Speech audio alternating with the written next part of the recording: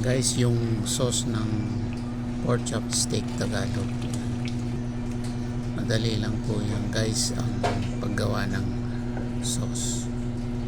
Grill muna yung pork chop, pag naluto gagawa ka ng sauce, tuyo, kalamansi and seasoning, yan, saka yung pampalasa lang sa paggawa ng sauce, yan, konting asukal. So subscribe aking channel Vlog 29.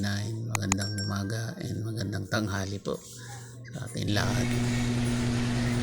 Yan guys, yung i-grill muna yung pork chop, tapos gagawa tayo ng sauce.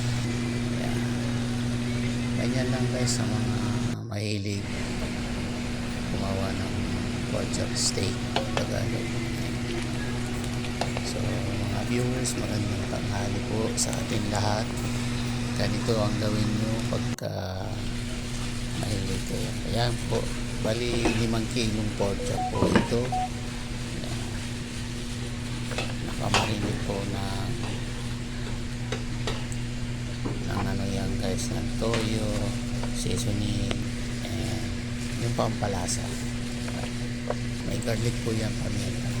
Ganyan lang guys ang pag-marinate ng pork chop. Mga 3 hours lang pwede. Ayan. Ganyan lang paggawa guys. So, mamarinate mo po yan. Tapos i-grill. Ayan guys. So, i-grill na po yan para masarap. Pagkatapos yan guys, gagawa tayo ng sauce. Ayan mo, pinakita.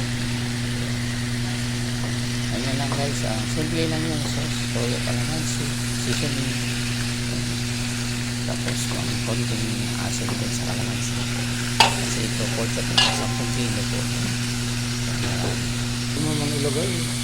Ayan lang yung ingredients guys, pag gumawa kayo ng pork chop na masarap, pork chop steak Tagalog, yan, garlic kung dami, saka pampalasa.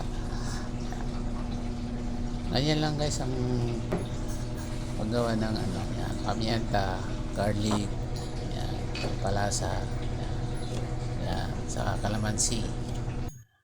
So ganyan lang guys. Yan, ganda ng pork chop, tamang-tamang angkat. So yung mga mahilig kumain ng pork chop steak, yan,